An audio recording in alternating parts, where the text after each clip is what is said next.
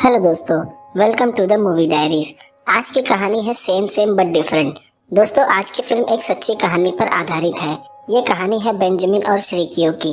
कहानी की शुरुआत में हम कंबोडिया की राजधानी नॉम पेन का दृश्य देखते हैं। वहाँ सड़कों पर एक लड़की है, श्रीकियो। वो एक साइबर कैफे के भीतर जाती है। वहाँ से हम जर्मनी का दृश्य देखते हैं। वहाँ हम एक बेंजामिन नाम के लड़के को देखते हैं। ऑफिस में उसे एक वीडियो कॉल आता है। ये कॉल श्रीकियो का ही था। बेन उसका हाल पूछता है, पर वो बताती है वो ठीक नहीं है। वो अपना ट्रीटमेंट करवा रही थी और उसे टॉन्सिल नहीं है। उसने HIV टेस्ट करवाया, रिपोर्ट पॉजिटिव आई है और अब वो उसे दूसरी जिंदगी में मिलेगी। बेन ये खबर सुन काफी दुखी हो जाता है। वहाँ से कहानी कुछ महीने पास्ट में चली जाती है। हम कंबोडिया का दृश्य देखते हैं। वहाँ हम बेन और उसके दोस्त एड को देखते हैं। दोनों हाई स्कूल स्टूडेंट्स हैं। दोनों अपने वेकेशन पर आए थे। बेन पहली बार वेकेशन के लिए जर्मनी से बाहर गया था। वहाँ वो एक रिक्शा से रूरल एरिया में ट्रैवल कर रहे थे। वो रिक्शा बंद पड़ जाती है। सामने से 3 शख्स बाइक पर आ रहे थे। वो अपनी गाड़ी रोक देते हैं। ये देख एड और बेन काफी डर जाते हैं और वहाँ से भाग जाते हैं, क्योंकि पॉवर्टी ज्यादा होने की वजह से क्राइम और विदेशियों के साथ लूटपाट आम सी बात थी। वो एक शख्स से शहर का रास्ता पूछते हैं, पर दोनों को एक दूसरे की भाषा समझ नहीं आ रही थी। पर किसी तरह वो दोनों अपने होटल वापस आ जाते हैं। एड बताता है, आज शाम हम क्लब निकलेंगे। सुना है वहाँ काफी खूबसूरत लड़कियाँ आती हैं और कंबोडिया आकर ये सब नहीं किया तो कुछ नहीं किया। 1975 सिविल वॉर के बाद से कंबोडिया में प्रोस्टिट्यूशन काफी तेजी से बढ़ रहा था। उस होटल में और भी विदेशी थे जो यूरोप के अलग अलग हिस्सों से आए थे। उसमें से एक एलेक्स था। वो बताता है यहाँ से वो सीधा चाइना के लिए निकलने वाला है। शाम बेन अपने दोस्त एड के साथ स्ट्रीट पर निकल जाता है। वहाँ कई डीलर्स marijuana और कोकेन बेच रहे थे। बेन उससे कोकेन लेता है और उसके $80 पे करता है। एलेक्स बताता है 90s में UNO सोल्जर्स पीस मिशन के लिए कंबोडिया की राजधानी नॉम पेन आए थे और उन्होंने यहाँ के डिस्कोज में खेम रूस सोल्जर्स के साथ डांस भी किया। उन्होंने इस देश में डॉलर्स लाया और साथ ही साथ HIV भी। उस वक्त कंबोडिया में प्रोस्टिट्यूशन की वजह से HIV तेजी से फैल रहा था। वहाँ से वो सभी एक नाइट क्लब में चले जाते हैं जिसका नाम था हार्ट ऑफ डार्कनेस। वहाँ प्रोस्टिट्यूशन का काफी बड़ा कारोबार चलता था। हर कोई डांस कर रहा था, पर बेन अकेला खड़ा होकर ये सब देख रहा था। वहाँ काफी शोर था। तभी एक लड़की आकर बेन के कंधे पर अपना सर रख देती है। वो अपना नाम श्रीकियो बताती है। वो एक प्रोस्टिट्यूट थी। वहाँ से वो दोनों पूल खेलने चले जाते हैं। श्रीकियो पूल में काफी एक्सपर्ट थी। बेन उस पर $10 की बेट लगाता है और जीत जाता है। वहाँ से रात दोनों सड़कों पर निकल जाते हैं। दोनों में काफी बातें होती हैं। श्रीकियो की बातें किसी पहेली की तरह थी। बेन उसकी कुछ बातें समझ पाया और कुछ नहीं। वो जब बेन के होटल पहुँचती है तो वहाँ बाहर एक लड़की काफी ड्रंक पड़ी थी। श्रीकियो को लगता है इस लड़की की मदद करनी चाहिए। बेन बताता है ये लड़की वेकेशन पर है। यूरोप में हर एक चीज बिल्कुल क्लियर है, इसलिए हम एडवेंचर के लिए यहाँ वेकेशन प्लान करते हैं। दोनों बेन के होटल में रात बिताते हैं। सुबह उठते ही श्रीकियो जोरों से खांसने लगती है। उसे काफी सोच में देख बेन उससे पूछता है कि क्या बात है। वो बताती है कि मैं सोच रही थी तुमसे पैसे लूँ या नहीं, क्योंकि बेन का साथ औरों से बिल्कुल अलग था। बेन कहता है क्या $20 ठीक है, पर वो कुछ नहीं कहती। बेन उसे $30 देता है। ये काफी ज्यादा थे, क्योंकि $5 से ज्यादा आज तक उसे किसी ने नहीं दिया। जाते समय वो बेन की शर्ट मांगती है, क्योंकि दिन का समय था और ऐसे कपड़े सिर्फ प्रोस्टिट्यूट्स पहनती हैं। बेन उसे शर्ट ले जाने की इजाज़त दे देता है। वहाँ से वो घर आ जाती है। वो शहर के एक पुरानी बिल्डिंग में रहती है। उसके साथ उसका परिवार भी वहाँ रहता है। उसकी माँ और उसकी छोटी बहन और एक छोटा भाई। उसके पिता विलेज में रहते हैं।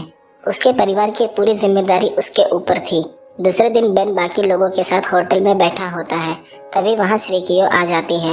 वो उसकी शर्ट धोकर ले आई थी। बेन ने सोचा नहीं था उसकी मुलाकात फिर श्रीकियो से होगी। वो बिल्कुल सिंपल ड्रेस में आई थी और काफी सभ्य लग रही थी। वो पूछती है क्या उसे उसके कपड़े पसंद आए। बेन बताता है उसके कपड़े बहुत अच्छे हैं। वहाँ किस करते वक्त उसे खांसी आने लगती है। बेन पूछता है क्या तुम बीमार हो। वो कहती है मैं बीमार नहीं हूँ, बस कभी कभी खांसी आती है। बेन कहता है कि तुम्हें डॉक्टर के पास चलना चाहिए। श्रीकियो तैयार हो जाती है। दोनों बाइक पे बैठ डॉक्टर के पास चले जाते हैं। वहाँ डॉक्टर बताता है कि श्रीकियो को टॉन्सिल है। बेन बताता है ये कोई गंभीर बीमारी नहीं है, बचपन में उसे भी एक बार हुआ था।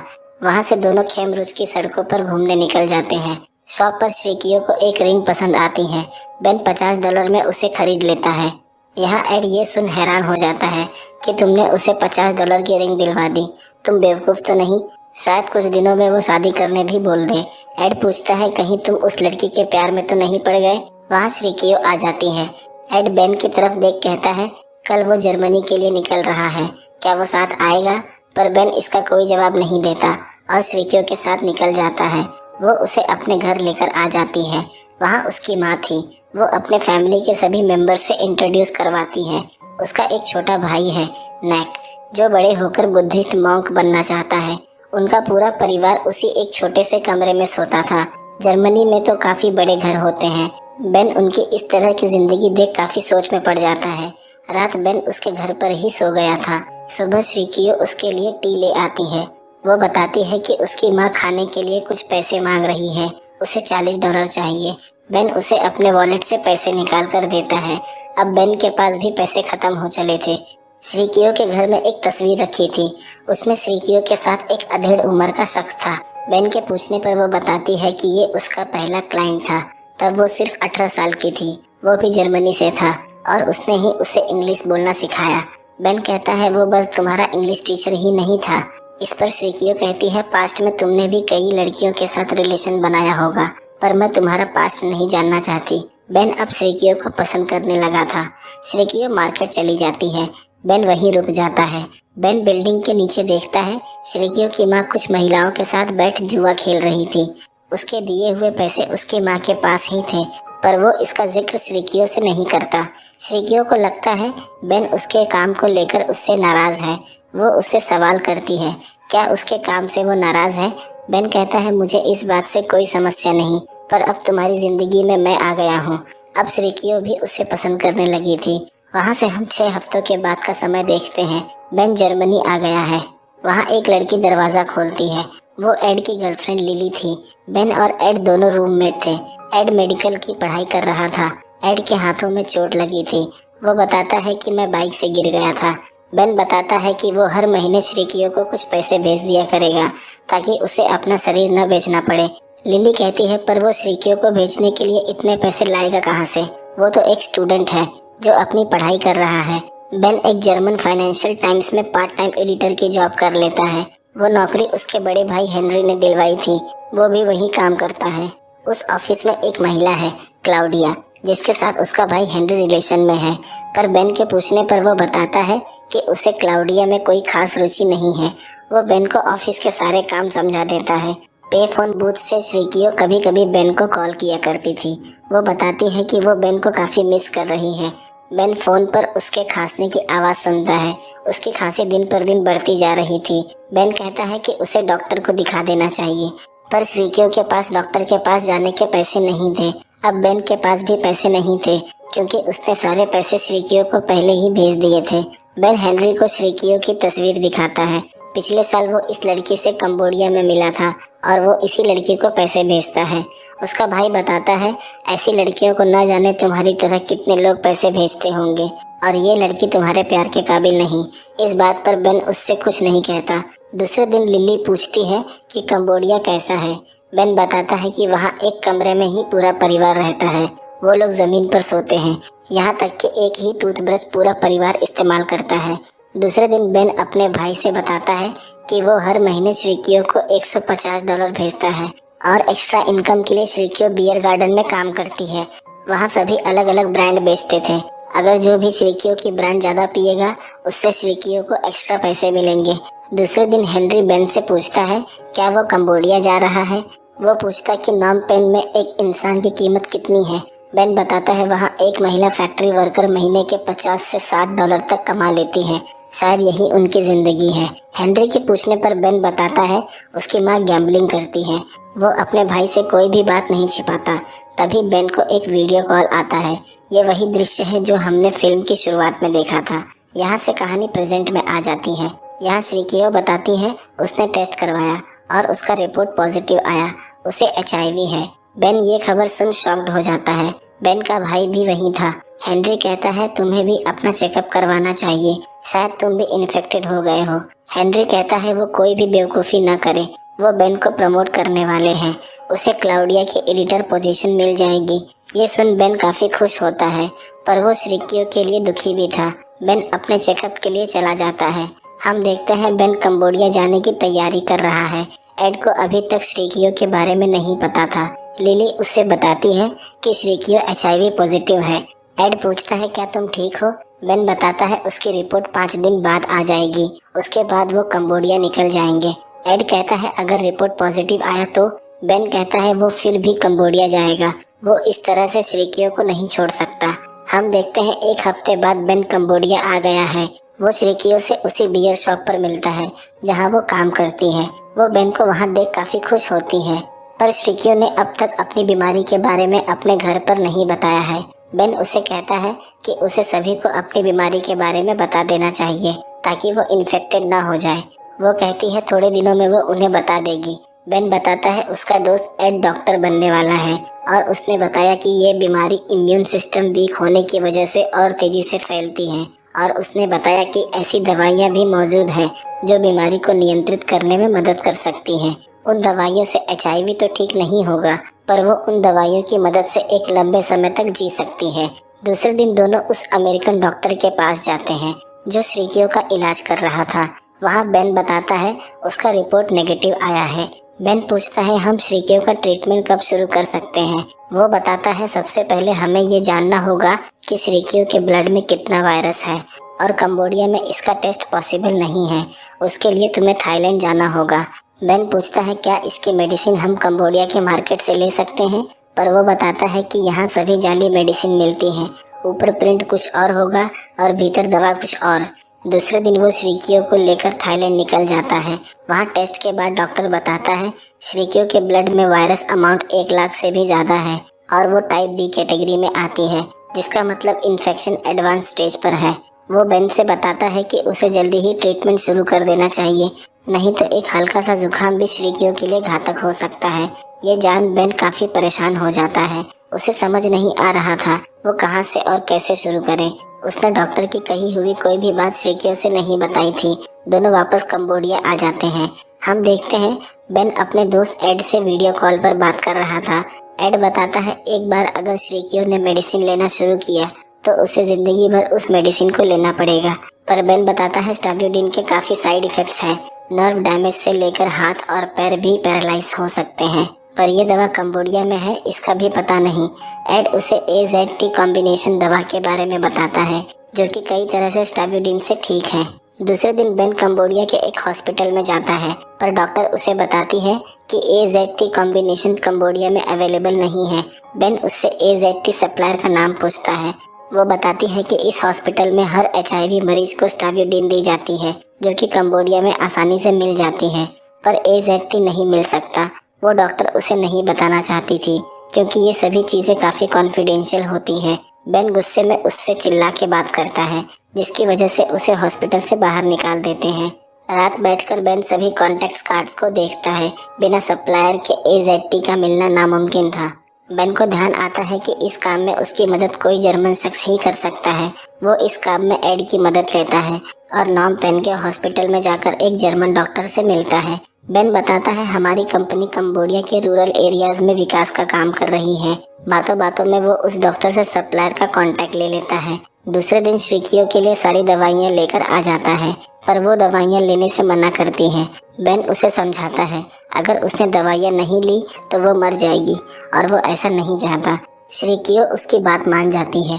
वो बेन से कुछ पैसे मांगती है। उसकी माँ को फूड के लिए फिर से पैसे चाहिए। बेन को उसकी माँ की गैम्बलिंग के बारे में पता था, फिर भी वो उसे कुछ पैसे निकाल कर दे देता है। हम देखते हैं श्रीकियो बेन को लेकर अपने विलेज जा रही है। उनके साथ उसका भाई नेक भी था। थोड़ी देर में वो उसके विलेज पहुंच जाते हैं। वहाँ दोनों दिन में एक साथ काफी वक्त बिताते हैं। रात सब खाने पर बैठे थे। श्रीकियो पूछती है उसके पिता पूछ रहे हैं कि क्या तुम इस जमीन पर हमारे लिए घर बनाओगे? इस पर बेन कुछ नहीं कहता। श्रीकियो बताती है कि अगर कोई यहाँ की लड़की से शादी करता है तो उसे उनके लिए घर बनाना होता है। बेन बताता है मैं इतना अमीर नहीं हूँ, मेरे पास बहुत कम पैसे हैं। बेन मना कर देता है। बेन बताता है मैं बस यहाँ लोगों का रहन सहन देखने आया था, पर तुम चाहती हो कि मैं सबके लिए घर बनाऊँ। मैं कोई अमेरिका से आया हुआ अरबपति नहीं हूँ और मैं सिर्फ तुम्हारे लिए वापस आया था। बेन बताता है वो सब जानता है, उसके पैसों से उसकी माँ गैम्बलिंग करती है, पर उसने कभी कहा नहीं। दूसरे दिन श्रीकियो पूछती है क्या वो उससे शादी करने को राजी है, पर बेन मना कर देता है कि वो उससे शादी करने के लिए अभी काफ़ी यंग है और वो इतनी बड़ी जिम्मेदारी नहीं ले सकता। बेन वापस जर्मनी आ जाता है। वो अपने दोस्त एड को धन्यवाद देता है कि उसने कंबोडिया में उसकी काफ़ी मदद की।